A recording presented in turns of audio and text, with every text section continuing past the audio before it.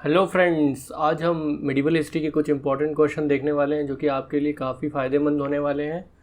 तो स्टार्ट करते हैं हम अपना वीडियो। पहला क्वेश्चन है, which of the following is are correct. First point है, Babar was invited to invade India. Babar introduce the ryotwari system. And the third point is the victory at Panipat made Babar the ruler of India. तो क्या कौन सा statement इनमें से सही है, हमें ये देखना है। तो जी हाँ, पहला स्टेटमेंट बिल्कुल सही है। और अगर पहला स्टेटमेंट सही है तो ऑप्शन बी और ऑप्शन डी एलिमिनेट हो जाते हैं। और बाबर ने क्या रोतवारी सिस्टम को इंट्रोड्यूस करा था इंडिया में? जी नहीं, बिल्कुल नहीं। तो हमारा सेकंड ऑप्शन है वो गलत हो गया है। और थर्ड ऑप्शन है, बाबर विक्ट्री जो थी बाबर को जो मिली थी उससे पानीपत में, उससे बाबर क्या हो गया था, रूलर हो गया था इंडिया का। जी बिल्कुल ऐसा भी नहीं है, क्योंकि उसके अराउंड राणा सांगा जो थे वो जिंदा थे। तो इसलिए थर्ड पॉइंट भी गलत है और हमारा ऑप्शन हो गया सी। तो जी हाँ, अंकल ऑफ इब्राहिम लोधी जो थे उन्होंने क्या करा था, बाबर को क्या करा था, इनवाइट करा था, है ना, इंडिया में लड़ाई लड़ने के लिए। और शेरशाह सूरी ने क्या करा था, रोतवारी सिस्टम को क्या करा था, इंट्रोड्यूस करा था इंडिया में। और बाबर ने पानीपत की विक्ट्री जब लड़ ली, उसके बाद उनका युद्ध हुआ था बैटल ऑफ कानवा में, राणा सांगा को जहाँ उन्होंने हराया था। और उसके बाद उन्होंने मेदिनी राय को हराया था जो कि मालवा के रूलर थे, बैटल ऑफ चंदेरी में। इसके बाद कहीं बाबर का क्या हुआ था, वो इंडिया के रूलर हुए थे। तो बाबर ने क्या करा था, 1526 से 1530 तक इंडिया में क्या करा था, रूल करा था। तो चलते हैं नेक्स्ट क्वेश्चन की तरफ। Which of the following is are correct about Iltutmish. He introduced Arabic coinage. तो जी हाँ, बिल्कुल ही सही है। He was slave to Qutbuddin Aibak. जी हाँ, कुतुबुद्दीन ऐबक के वो स्लेव थे। He nominated his daughter as successor, Razia Sultan, जो कि उनकी डॉटर का नाम था रजिया सुल्तान, है ना। तो उन्होंने उसको अलाउ किया रूल करना।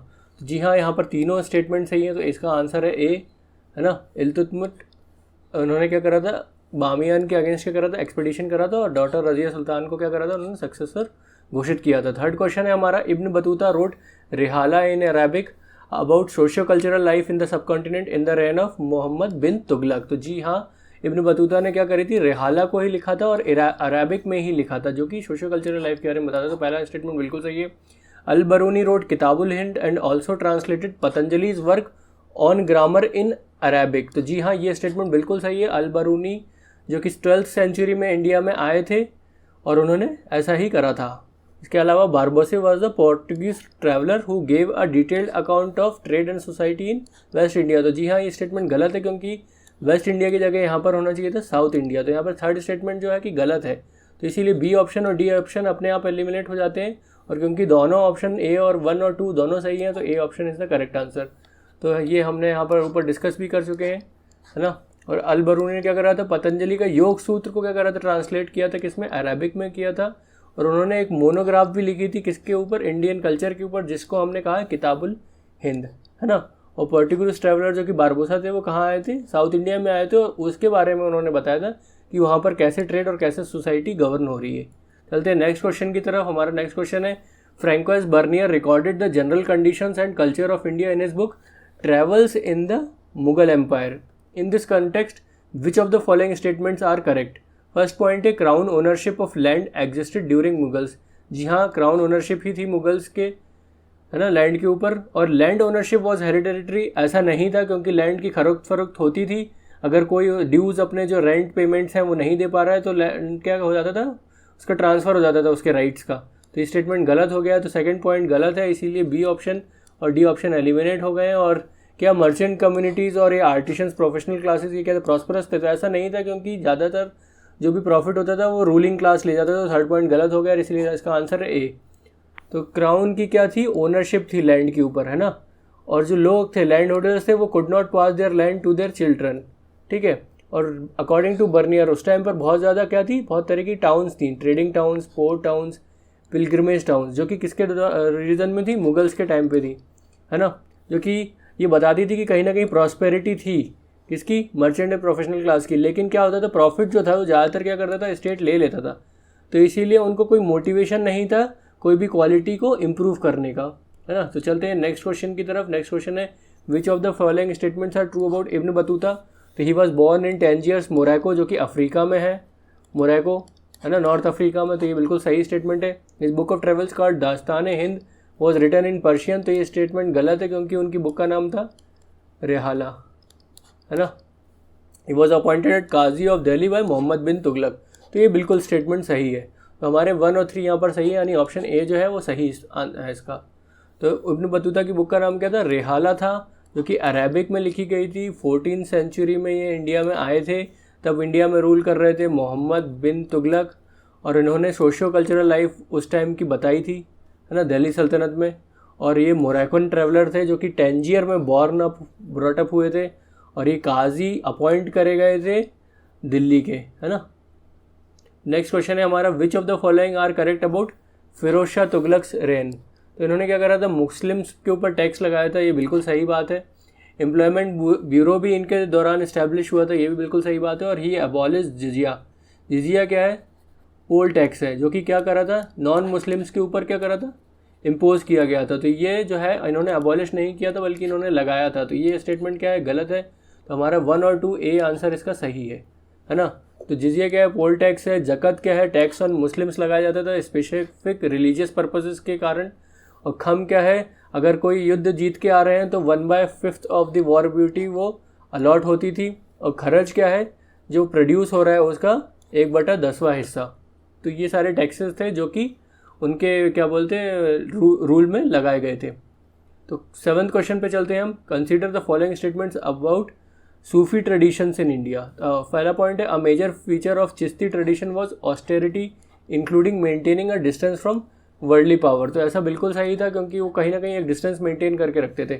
दे practised absolute isolation from political power and did not accepted unsolicited grants and donations from political elites. तो ऐसा क्या सही था? एब्सोल्यूट आइसोलेशन तो नहीं था, कहीं ना कहीं वो उनका कनेक्शन रहता था पॉलिटिकल पावर से, और वो ग्रांट्स भी क्या करते थे? एक्सेप्ट करते थे। तो सेकंड पॉइंट यहाँ पर इसीलिए गलत हो जाएगा। तो सेकंड पॉइंट हम अगर एलिमिनेट करते हैं तो ये तीनों हमारे ऑप्शंस क्या हो जाते हैं? एलिमिनेट, और ए वाला पॉइंट हमारा सही बचता है, और इसीलिए ए ही इसका आंसर है ना। तो ए इसका आंसर है।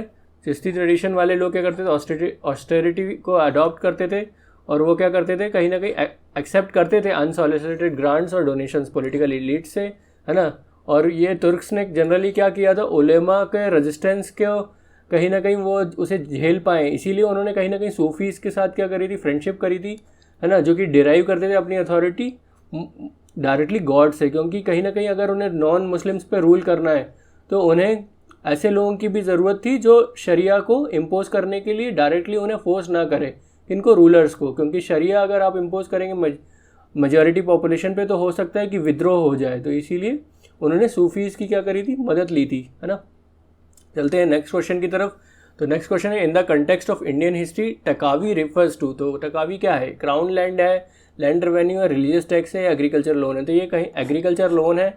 इसको इसलिए दिया जाता था पीजेंट्स को, so that they could expand and improve their cultivation, है ना। तो ये टकावी लोन से इनको बोला जाता है, ठीक है। ये काफ़ी ज़्यादा मिडिवल पीरियड में दिए जाते थे इम्प्रूवमेंट के लिए और एक्सपेंशन के लिए। चलते हैं नेक्स्ट क्वेश्चन की तरफ। Consider the following statements regarding rule of Balban. तो with accession to the throne of Balban an era of strong centralised government begin.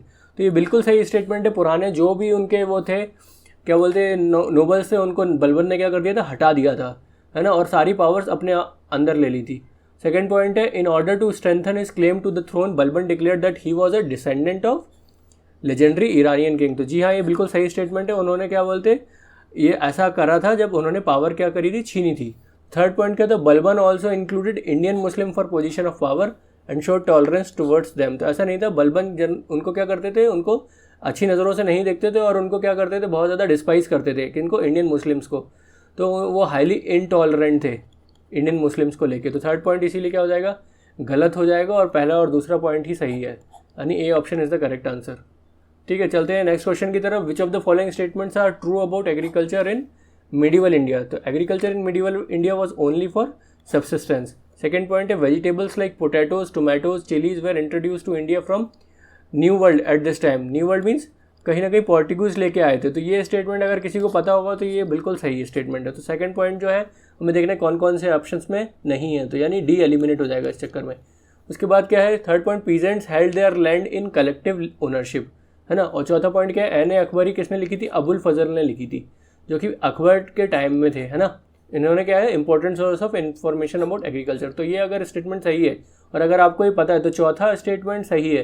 और आपको फिर ये देखना है कि चौथा स्टेटमेंट कौन कौन से ऑप्शंस में नहीं है, यानी ए में नहीं है, तो ये ऑप्शन इसीलिए क्या हो जाएगा? एलिमिनेट हो जाएगा। तीसरा पॉइंट क्या है, peasants held there land in collective ownership, तो ये कहीं ना कहीं क्या है, गलत है। पीजेंट क्या थे, इंडिविजुअल ओनरशिप को करते थे, है ना। तो कहीं ना कहीं थर्ड पॉइंट हो गया इस चक्कर में गलत, तो हमारा बी ऑप्शन गलत हो जाएगा और हम चलते हैं सी ऑप्शन की तरफ। तो इसीलिए ये क्या सही है, एक तो ये पॉइंट सही है, vegetables like potatoes, tomatoes, chillies were introduce to India from the new world at this time, और ये एन ए अकबरी वाला फोर्थ पॉइंट सही है, इसीलिए इसका आंसर है सी। चलते हैं हम इसके एक्सप्लेनेशन की तरफ। अकबर के कोर्ट में कौन थे, अबुल फजल थे, जिन्होंने क्या लिखी थी, एन ए अकबरी लिखी थी। तो उसने काफ़ी डिटेल में सब कुछ बताया है कि क्या रिलेशनशिप थी स्टेट और रूरल मैग्नेट्स की, है ना। और उन्होंने आप ये भी बताया कि कौन सी क्रॉप्स को क्या कहा जाता था, परफेक्ट क्रॉप्स। तो कॉटन है या फिर शुगर केन है, तो इनको क्या कहा जाता था, परफेक्ट क्रॉप कहा जाता था शुगर को, जो कि क्या करते थे, स्टेट के लिए काफ़ी ज़्यादा रेवेन्यू लेके आते थे। और cultivation was based on the principle of individual ownership, है ना। तो पीजेंट लैंड्स जो थे वो खरीदे और बेचे जाते थे, जैसे कि नॉर्मल प्रॉपर्टीज़ बेची और ख़रीदी जाती हैं। तो आई होप आपको ये 10 क्वेश्चन अच्छे से समझ में आए होंगे।